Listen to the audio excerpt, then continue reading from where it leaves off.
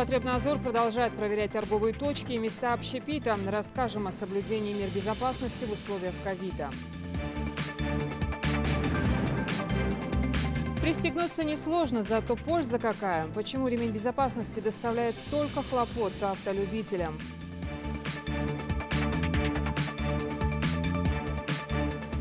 В Магасе завершают строительство школы на 704 места.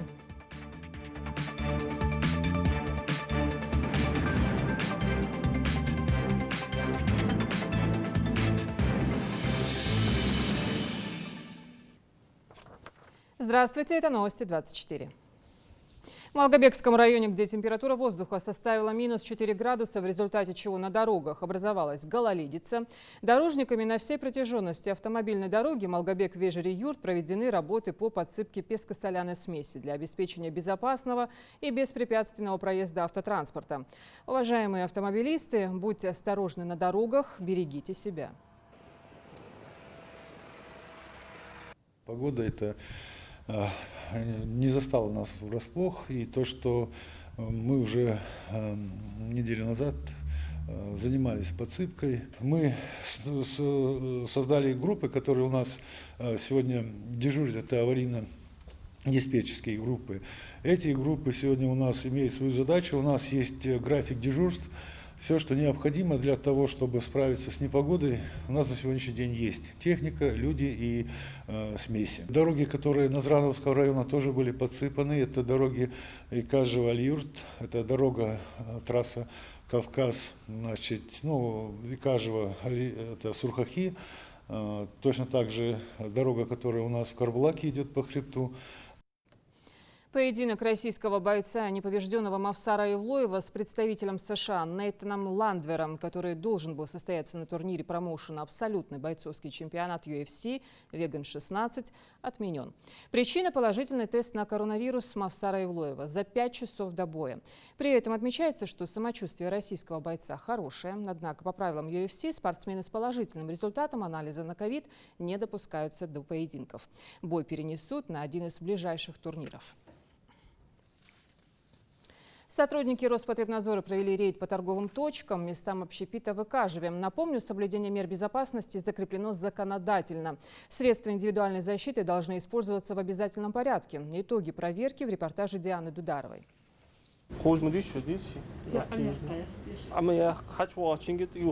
Здесь нет никаких нареканий. Предприниматель к санитарным требованиям отнесся серьезно. Средствами защиты вооружились не только для персонала, но и для посетителей. Продавцы признаются, что соблюдающих меры безопасности с каждым днем становится больше. Все боятся. Многие боятся, но раньше не так уж. Сейчас боятся. Сейчас не спрашивают о желании быть осторожными и даже не призывают. Соблюдать масочный режим и другие санитарные нормы в условиях пандемии обязывает закон. Сотрудники Роспотребнадзора регулярно проверяют объекты оказания услуг. Не обошли стороной и сельское поселение Икажево. Но несмотря на частоту рейдов, игнорирующих все еще много. Указ главы республики обязательный масочный режим. Шаны, как продавцов и как покупателей, тоже мы должны заставлять одевать эти маски.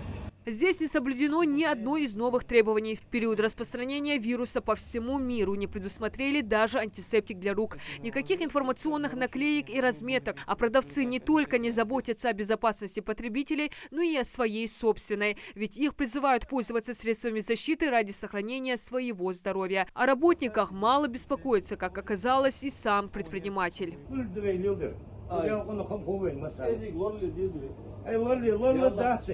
Две базы, две дикие адмонты, две общественные машины, четыре массы надо. Хайцани аяталаты, мол, хатсансыз келеді, хочу массы надо, оно будет. Вейда геттер вейштюстерян. Адолита. Вот да, лачага, стаудер юндар. Работодатель не видит в требованиях надзорных органов никакого смысла и пользы, но закон для всех един. В отношении предпринимателя намерены ввести штрафные санкции. И таких отрицающих важность соблюдения санитарных мер в Икажеве оказалось немало. Так, в магазине автозапчастей закупились масками и диссредствами для посетителей, но уверены, что от заражения это не спасет.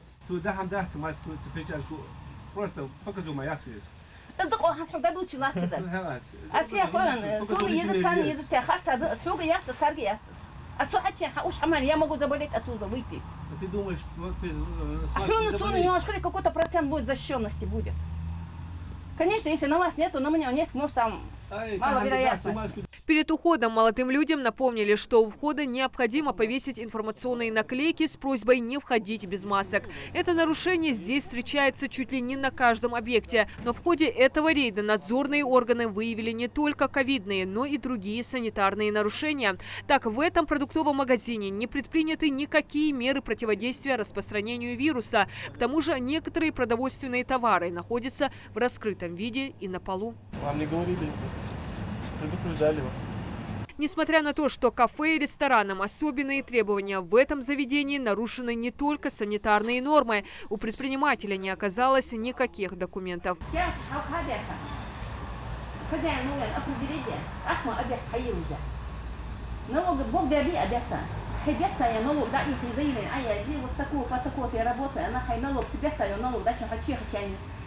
От того, что вы там говорите, мы там хотим проверить, там, получится у нас, не получится у нас. Оно ни в каком законе не написано такое. Берет документы, берет условия, а потом только открывает. В общем, века живи, есть над чем работать. Безответственных предпринимателей оказалось немало. По всем фактам нарушений сотрудники Роспотребнадзора примут меры. Есть, которые полностью игнорируют, которые не признают ни наши требования, говорят, что это бесполезно, не верят в эту болезнь. Тех, которые не понимаем, мы уже будем штрафовать, насильно уже заставлять их одевать, выполнять эти требования, одевать эти маски.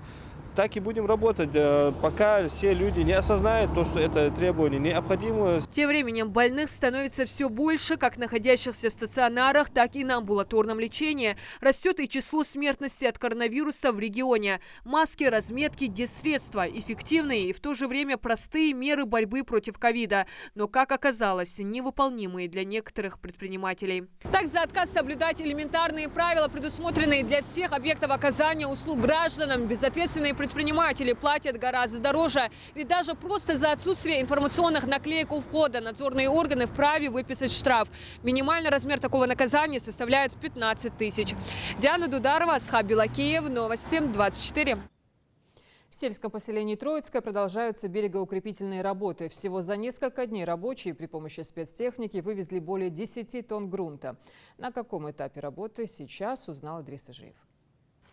Наводнения в этой местности не редкость. Жители селения Троицкое несколько раз испытывали капризы природы на себе. Хасан Балаев живет здесь больше 30 лет и отлично знает, на что способна река в период паводков. Работы по берегоукреплению проводятся регулярно. Но недавно стихия вновь напомнила о себе, затопив близлежащую территорию. Сейчас же подрядчики учли все нюансы. Не только укрепляют берега, но и расчищают русло объекта. Хасан внимательно следит за ходом работ. Очень правильно сейчас своевременно они взялись проводить эту работу. Это правильно, конечно. Я думаю, что это хорошая подмога, что таких течений, больших течений, которые заносят берега, это больше как такого не будет. Думаю, что все это в пользу. Безотлагательность и необходимость берегоукрепления на этом участке реки обусловлена тем, что в результате интенсивной боковой эрозии размыт правый берег вблизи автотрассы. На данном участке, как мы видим, этот угол был подмыт, дорогу подмывало. Мы укрепляем этот угол, соответственно, и вот чистим русло до конца, до реки Сунжи. Также вычистим вот эти вся территория. Эти работы проводятся на участке. За порядком на этой территории следят местные власти. Чтобы предотвратить вымывание земли, здесь проведут облицовку с железобетонным креплением, а также полностью очистят русло от ила. Вычистили вот мы сзади меня, видно, что трактор вычищает. Здесь примерно 1,5 метра ил было, ее вычищает. Далее с той стороны, где унесли вот эти блоки бетонные, заново установили, залили бетоном. Вот эта организация сегодня-завтра закончит эту работу. Работы планируют завершить в течение нескольких дней. Берегоукрепление позволит не только снизить риск наводнения, но и в значительной степени восстановить экологическое состояние водных ресурсов. Идрис Ижиев, Хамзат Халухоев, Новости 24. Инспекторы ГИБДД проводят рейды на дорогах региона. Сейчас акцент на использовании ремня безопасности. Призывают водителей проявить больше понимания и ответственности по отношению к собственному здоровью. В этом им помогают сотрудники Комитета молодежи. Репортаж Даны Плиевой. А ведь в случае аварии он нередко спасает жизнь. Сотрудники госавтоинспекции раздают водителям листовки, призывая пристегнуть ремень безопасности и ведут профилактические беседы. Как оказалось, многие напрочь игнорируют это правило, но после предупреждения тут же спешат исправиться. Разумеется, просто порой иногда, вот я, допустим, в частности, могу иногда не пристегнуться по состоянию, иногда бывает. То сяду, то забуду, то голова, то надо резко выйти и не успеваешь. Желательно это, конечно, соблюдать. А вот этот водитель, мало того, что сам не пристегнут, так и ребенок на переднем сидении берет пример. И такие ситуации возникают часто, отмечают инспекторы. Очень бытует большое мнение у водителя, что именно ремень безопасности мешает, если он пристегнут. Водитель мешает выбраться из транспортного средства при дорожно-транспортном происшествии, но не забывает о том, что ремень безопасности спасает здоровье человека в том случае, если он совершает дорожно-транспортное происшествие.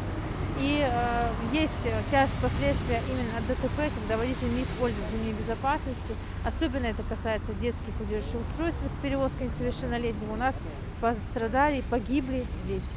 С начала года в регионе с участием детей произошло 17 ДТП. 3 несовершеннолетних погибли и 17 ранены. Всего в 2020-м на дорогах республики зарегистрировано 184 аварии, где погибло 59 человек. Такие цифры действительно пугают, отмечает Башир Гамботов. Сотрудник Совета ветеранов ГИБДД напоминает, каждый, кто садится за руль, должен осознавать ответственность, которую он несет. Аварии более безопасно дорожить. Туда что мы делаем, здесь деревня, мы реки, ехать. Вейн дуашным хет, ехать отдолы дуашным хет, шортик давы дуашным хет. Обязательно всех надо действовать, ехать действовать своим. Кахама действовать, любой красный светофор отдал, вы мягкошек. Ехать дальше, бокалы, шей дизель арбали, ехать ди, бокабрж арбали, шажлорли, нахлорби. Большинство аварий в регионе происходит с участием молодых людей. Потому в таких акциях участие принимает и представитель комитета по делам молодежи. Магомед Ужахов на вопрос, нарушал ли сам, отвечает честно. Мелочи приходится нарушать, конечно, иногда кто из нас не нарушает, но, видите ли, в таких моментах, чтобы превышать скорость или же в гололед и так далее, то я всегда стараюсь как-нибудь немножко быть осторожнее. Невольно задумываешься о том, какие мысли в голове у этих людей, которые после таких новостей, где показывают о том, сколько людей погибает у нас в республике, те, которые гоняют на машинах, не пристегиваясь, нарушая всякие нормы правил дорожного движения, я не понимаю этих людей. Пока такие акции носят профилактический характер, но рейдовые мероприятия также никто не отменял. Те, кто нарушают, простым предупреждением не отделаются. Их будут привлекать к административной ответственности. Не стоит забывать и о том, что с началом декабря актуально еще одно правило – переобувка автомобиля. Дана Плиева, Мэрбек Мрежоев, Новости 24. Тем временем в Магасе близится к завершению строительства школы на 704 места. В новом учебном заведении будут созданы все самые современные условия. Когда Альма-Матер откроет свои двери, узнаем у Тамары Хашигульговой. Все лучшее детям. Можно сказать, что в столице Ингушетии этот девиз взяли за основу. Школу на 704 места начали строить в 2018-м. Сейчас объект готов на 70%, отчитываются строители. Их здесь несколько десятков человек. Работают, подгоняя друг друга, поэтому и вышли на финишную. Были моменты, которые сроки, конечно, непредвиденно обстоятельства останавливались, конечно. В ходе вот этой по болезням тоже было останавливались процесс работы. Мы, как мы хотели, конечно, не продвигалась у нас работы, но в данный момент мы упущены, наверстаем. Но работаем с радостью, на благо детей, все для них, как говорится. Более 3500 квадратных метров изменений. И хоть пока это серое здание мало чем напоминает инновационное образовательное заведение, после отделочных работ его будет не узнать. Сейчас на этапе как раз внутренняя отделка и монтаж систем вентиляции. Скоро установят двери и завершат монтаж окон. Каменщик уже завершили, вентиляция, электрик уже завершаем, отопление уже 50%, 60% уже сделали. Канализацию тоже самое сделали. Сети полностью мы завершили. Благоустройство уже 50% уже сделали. Одновременно с этим идут и внешние отделочные работы. На улице задействовано сразу несколько единиц техники. Кран, погрузчики, экскаватор и КАМАЗы. Строители уже начали облицовку фасада. Он будет из ярких металлокассет. На сегодняшний день мы применяем материалы металлокассеты.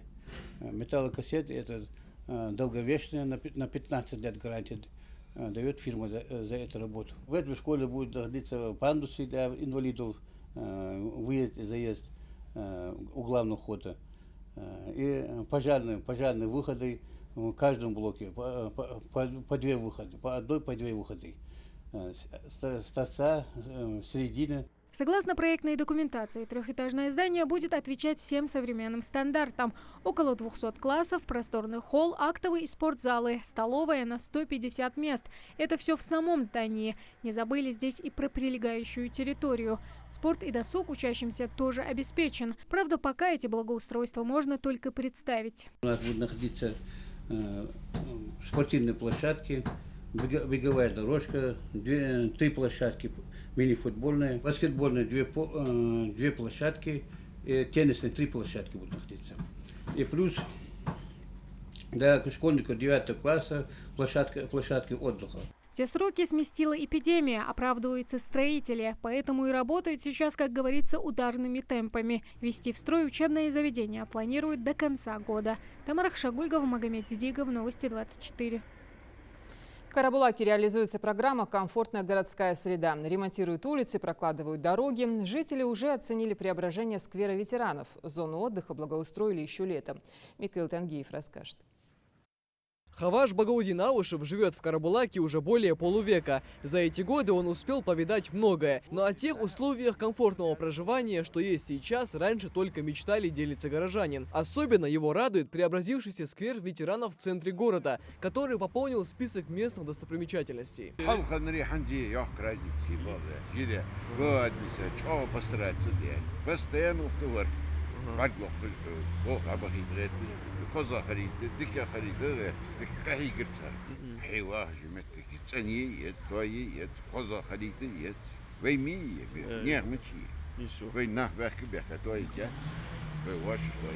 Реконструкцию зоны отдыха завершили этим летом. В центре красивый фонтан, а неподалеку детская игровая площадка. По всему периметру установили ограждение и благоустроили территорию зоны отдыха, высадив саженцы. Провели освещение, новые скамейки на каждом шагу. В общем, все для приятного досуга. Итогом реализации программы формирования комфортной городской среды этот сквер был реконструирован полностью, то есть говорить о том, что он был благоустроен, наверное, неправильно. Он сделан буквально с нуля, потому что был в очень плачевном состоянии, запущенном. Жители, я думаю, довольны. И здесь близлежащие дома, и вокруг все выходят, и посидеть можно вечером в теплое время года. И для детей очень большой подарок, я думаю, вот эта вот новая площадка игровая. Нельзя не отметить реконструкцию дороги по улице Толстого. В рамках реализации программы «Комфортная городская среда» наибольший акцент при устройстве и благоустройстве территорий делают рядом с социально значимыми объектами. И эта трасса не стала исключением. Здесь мы видим за спиной у нас и школа, и детский сад. Это район новостроек. Вот, поэтому было принято решение включить именно эту территорию, это общественное пространство в программу. И здесь проведены работы по устройству асфальтового покрытия дороги. Как мы видим, устроен тротуар и сделано освещение. В рамках программы «Комфортная городская среда» также благоустроено несколько дворовых территорий. Открыты спортплощадки и отреконструированы отдельные участки дорог. Работа в этом направлении продолжит уже в следующем году с еще большим масштабом. Микаил Тангиев, Адам Далаков, Новости 24. 1000 семей и 36 селений. Ингушские историки выпустили 5-й том своего труда. Посемейные списки населенных пунктов Владикавказского округа Терской области от 1886 года. Это часть хронологии жизни ингушей в царской России. Репортаж Хавы Гагиевой. В посемейных списках приводится информация о семье на того времени, возраст каждого члена семьи и их имущественное положение. А еще нумерация по предыдущему семейному списку и род занятий. Эта книга включает в себя информацию практически о каждом человеке того времени. 5-й том собрал в себе сведения о семьях, проживавших в населенных пунктах Амхинского общества Горной Ингушетии. Планируется издание 8 томов. Первые, вторые тома были изданы еще в 2009 году. Третий, четвертый тома были изданы в 2014 и 2015 годах.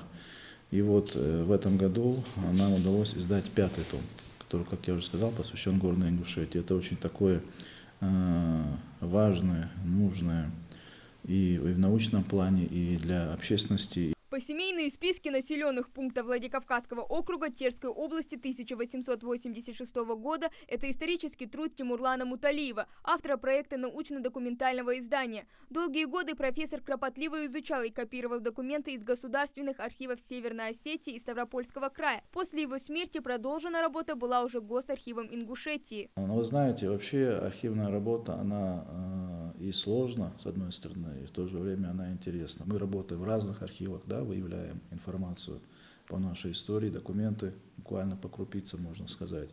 Много информации собирается, поскольку она не сконцентрирована где-то в определенном архиве и не лежит так в готовом виде. Приходится в разных местах искать по разным периодам, по разным тематикам. Порядка 1000 семей и 36 селений. Информация ценна не только для исследователей. Тут любой найдет сведения о своих предках. Работу действительно можно назвать общей. Каждый житель республики может предоставить государственную архивную службу имеющиеся у него документы и фотографии. К слову, в списках упоминаются лишь представители мужского пола. Но лиц женского пола только в количественном плане, то есть имена не присутствуют.